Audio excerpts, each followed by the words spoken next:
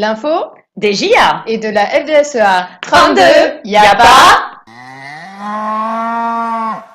Non, mieux. Mais qu'est-ce que C'est une vidéo où on parle de nous et en plus c'est fait par nous. Alors regarde. Je m'appelle Jean-Louis Borcache, j'exploite une propriété en polyculture élevage avec ma fille au sud du Gers. Nous nous sommes diversifiés la production de biométhane avec un associé, la famille Stigliani, sur la commune de Pellefigue, et nous avons créé une société qui s'appelle Métagri 32. Aujourd'hui, nous sommes tous concernés par le recyclage des déchets et la production d'énergie. Mais qu'en est-il pour nos agriculteurs et la méthanisation agricole? La réponse en images. Jean-Louis, peux-tu nous dire ce qu'est la méthanisation agricole? C'est la dégradation de la matière organique en milieu anaérobie, c'est-à-dire à l'abri de l'air. C'est produit du gaz, du biogaz, essentiellement composé de méthane. Méthane qui produit de l'électricité pour être envoyé sur le réseau public. De cette méthanisation découle également un substrat, le digestat, comme un compost que l'on épand sur nos terres pour amender le sol et se substituer aux engrais chimiques. Ah, j'entends. Et est-ce que la méthanisation agricole produit autre chose? Le biogaz, en plus de la chaleur, produit de l'électricité sur le réseau basse tension. Cette électricité permet d'alimenter environ la moitié de la communauté de communes sur Savès pour à peu près 6000 personnes. Mais quels déchets utilisez-vous pour votre installation?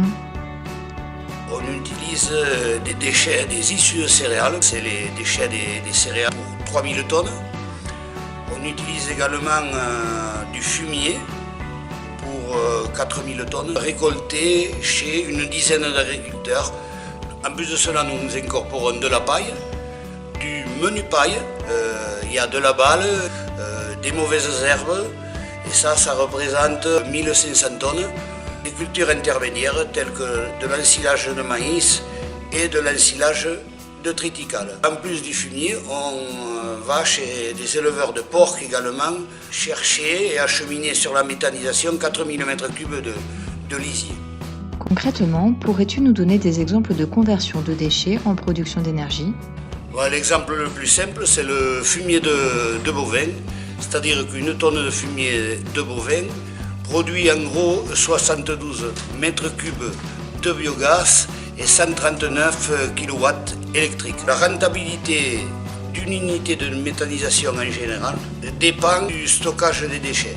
Au minimum, en ce qui concerne notre installation, il faut 10 à 12 000 tonnes de déchets en stock.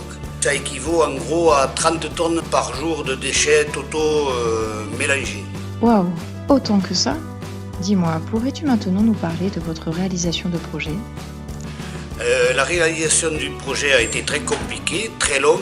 Le seuil de rentabilité est environ de 13 ans. C'est la famille Stigliani qui est porteur de ce projet, qui est venu nous rencontrer par l'intermédiaire du fils, Romain. Le permis de construire a été déposé en 2014 et le projet a été pensé 2 à 3 ans à l'avant. La Chambre d'agriculture du Gers nous a donc aidé à monter ce projet pour la faisabilité, le permis de construire. Cette réalisation actuellement s'élève à 9,8 millions d'euros, aidée par des subventions, par l'ADEME, le FEDER, la région, un autofinancement privé plus des apports financiers par le Crédit Agricole. Le montant des subventions globales s'élève en gros à 26% du montant du projet. Effectivement, c'est un projet de grande envergure. Et en quelques chiffres, que produisez-vous maintenant? La production électrique globale est de 900 kWh, soit une production annuelle de 7 millions de kilowatts. Nous produisons également de la chaleur. La production électrique correspond à la consommation de 5 à 6 000 foyers hors chauffage. Cette dégradation de matière organique produit du digestat et est répandu les champs chez les agriculteurs qui nous fournissent du fumier. Eh bien, c'est impressionnant. Et quels sont les freins que vous rencontrez? Il y en a quelques-uns. La réglementation ICPE, relativement compliquée avec des points très précis à respecter sanitairement. Après, il y a l'hygiénisation, le financement. Ensuite, l'approvisionnement du méthaniseur. Le méthaniseur fonctionne 7 jours sur 7, 24 heures sur 24 et il ne doit pas y avoir de rupture de cet approvisionnement. De plus, il faut être très bien formé. Sur les énergies renouvelables, il faut que la ration soit très bien calée de façon à ce que le méthaniseur produise au maximum de l'électricité. Il faut savoir que si ça ne produit pas bien, dans les jours à venir, il faut modifier la ration. D'ailleurs, tu me parles de jours à venir, mais parlons plutôt d'avenir. Pourquoi, Jean-Louis, as-tu choisi la méthanisation agricole? Un outil d'avenir. Financièrement, l'exploitation doit se développer. Le deuxième point, c'est l'emploi local.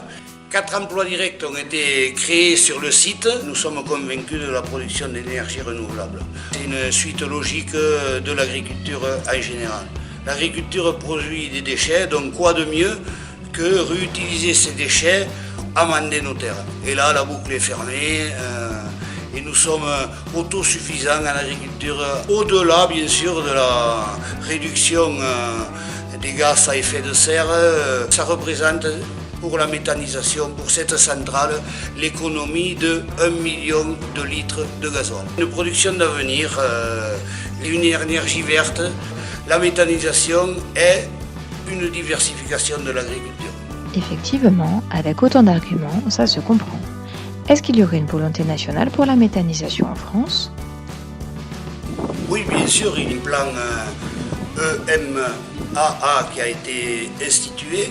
Il prévoit l'installation d'un nombre conséquent de méthaniseurs en France. Actuellement, il y a 405 centrales, dont 230 en méthanisation agricole.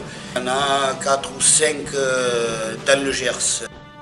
Pour conclure, aurais-tu un dernier message à nous faire passer, tant pour les agriculteurs que pour les citoyens et pour l'État? Il est essentiel. Il faut que tout le monde arrive à vivre dignement de son travail. La méthanisation, plus pour l'agriculture. Une diversification, un challenge supplémentaire. Il faut que les démarches administratives soient moins compliquées, moins contraignantes, moins longues. La méthanisation est un métier, à mon avis, un métier d'avenir. Ça marche avec plusieurs générations. Ça passe par la jeunesse. Le binôme jeune et aîné, il marche bien. Après, les agriculteurs croient à 300% à leur profession et qui sont prêts à s'adapter. Il faut que ça reste rémunérateur et moins contraignant. Merci Jean-Louis pour toutes ces informations.